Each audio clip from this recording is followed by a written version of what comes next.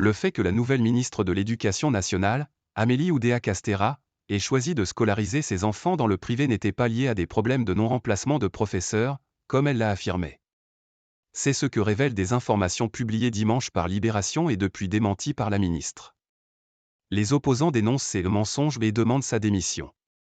La polémique rebondit. Les oppositions de droite et de gauche réclament, lundi 15 janvier, la démission de la ministre de l'Éducation, Amélie Oudéa-Castéra, coupable de mensonges sur la scolarisation de ses enfants dans le privé, selon les révélations du quotidien Libération. Promue la semaine dernière à l'éducation, la ministre a aussitôt dû se justifier de l'inscription de ses fils dans une prestigieuse école privée parisienne. La faute à des paquets de repas sérieusement remplacés, a-t-elle expliqué. Faux, selon le journal Libération, qui explique ce choix par une volonté de faire sauter une place à l'aîné de la fratrie. Selon le quotidien, seul le fils aîné d'Amélie Oudéa-Castéra a été brièvement scolarisé dans le public, en petite section de maternelle.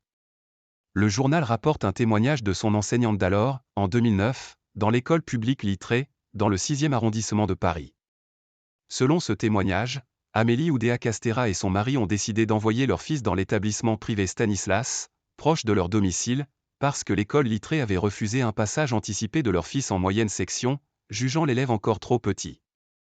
Et pas pour un problème d'absence, selon ce témoignage. La ministre de l'Éducation nationale dément catégoriquement les propos rapportés par Libération, a fait savoir son entourage à l'AFP. Salve de critiques. Les informations de Libération ont déclenché une salve de critiques de la part de plusieurs responsables politiques, qui demandent le départ de la nouvelle ministre de l'Éducation, également chargée des sports et des Jeux olympiques et paralympiques.